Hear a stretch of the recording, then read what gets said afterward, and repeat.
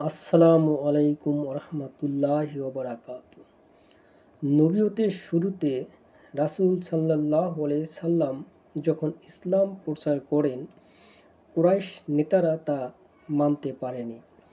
নানাভাবে রাসূল সাল্লাল্লাহু আলাইহি সাল্লামকে অবহেলা অপমান করার চেষ্টা করত। অনেকে মুজেজাও দেখতে চেয়েছিল। তাদের মধ্যে আবু জেহেল ছিল অন্যতম। একদিনের ঘটনা, আবু জেহেল একটি উট কিনেছিল, কিন্তু মালিককে কোনো টাকা দেয়নি। গরিব উটের মালিক অনেক চেষ্টা সালিশি দরবার করেও টাকা আদায় করতে পারেনি। নিরুপায় হয়ে গরিব উটের মালিক কুরাইশ নেতাদের কাছে নালিশ জানালে তারা অট্টহাসিতে মেতে ওঠে।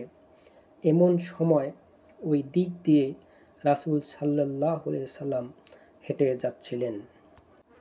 কুরাইশ নেতারা অবহেলা তাচ্ছিল্যের ছলে লোকটাকে বলল, যাও ওই লোকটার কাছে, ও তোমাকে টাকা আদায় করে দিবে। লোকটা রাসূল সাল্লাল্লাহু আলাইহি সাল্লামের কাছে গিয়ে বলল, হুজুর, আমি গরিব মানুষ। আবু জেহেল আমার উট কিনে নিয়ে আমাকে টাকা দিচ্ছে না। আমি কুরাইশ নেতাদের কাছে নালিশ জানিয়েছিলাম। তারা আপনাকে ডেকে দিল।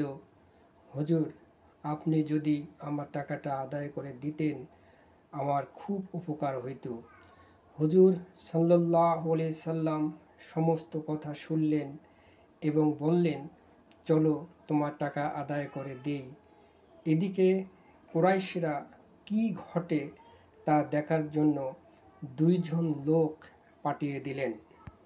হুজুর সাল্লাল্লাহু আলাইহি সাল্লাম লোকটাকে সাথে নিয়ে আবু জেহেলের দরজায় কড়া নাড়লেন।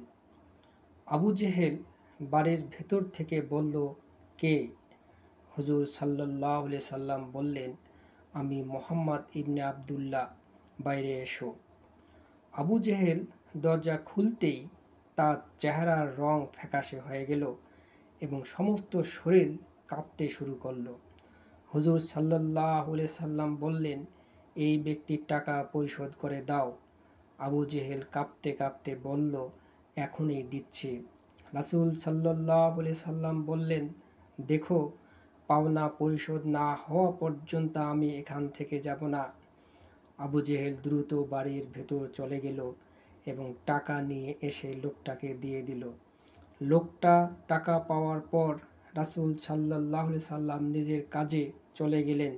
লোকটা কুরাইশদের কাছে গিয়ে বলল, আমি আমার টাকা পেয়েছি। মুহাম্মদ অত্যন্ত ভালো মানুষ। খুব প্রশংসা করতে লাগলো।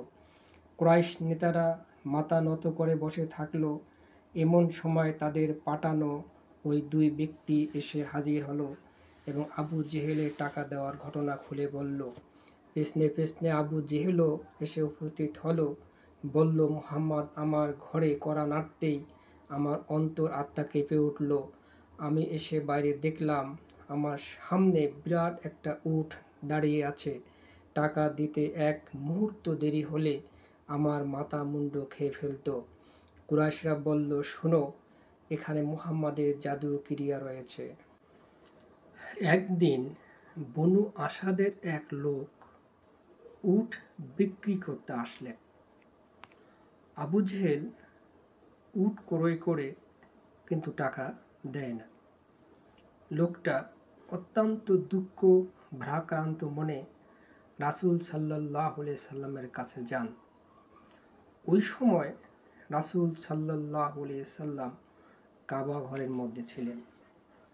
লোকটা হুজুর সাল্লাল্লাহু আলাইহি সাল্লাম এর কাছে গিয়ে সমস্ত ঘটনা খুলে বলল।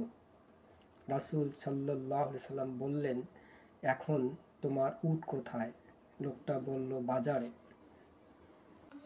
রাসূল সাল্লাল্লাহু আলাইহি সাল্লাম লোকটাকে সাথে নিয়ে বাজারে গেলেন এবং আবু জেহেলের নিকট থেকে উটটা নিয়ে বিক্রি করে লোকটাকে টাকা দিয়ে দিলেন। লোকটা খুব খুশি হয়ে চলে গেল। আবু জেহেল শুধু হতবাক হয়ে চেয়ে রইলেন।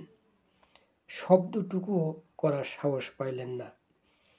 অতঃপর হুজুর সাল্লাল্লাহু আলাইহি সাল্লাম বললেন, হে আবু জেহেল, আর কখনো এই ধরনের ব্যবসা করো না।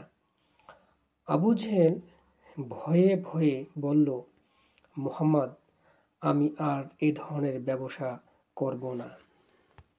মুশরিকরা আবু জেহেলকে বলতে লাগলো, হে আবুল হাকাম, তুমি মুহাম্মাদের হাতে বেশ লাঞ্ছিত হয়েছ। সম্ভবত তুমি তার অনুসারী হয়ে গেছ, অথবা কোনো ভয় তোমার ভিতরে ঢুকে গেছে। আবু জেহেল বলল, আমি কখনো তার ধর্ম অনুসারী হব না, কিন্তু আমি কিছু ব্যক্তিকে ডান পাশে এবং কিছু লোককে বাম পাশে দাঁড়িয়ে থাকতে দেখেছি। তাদের হাতে বর্শা ছিল। তারা আমাকে হামলা করতে ধরল, তাই আমি ভয় পেয়ে চুপ থাকলাম। আমি যদি মুহাম্মাদের কথা মতো কাজ না করতাম, ওরা আমাকে মেরেই ফেলত।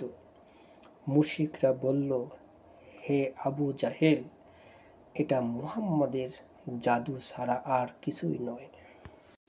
এগুলো ছিল রাসূল সাল্লাল্লাহু আলাইহি সাল্লামের স্পষ্ট মুজিজা।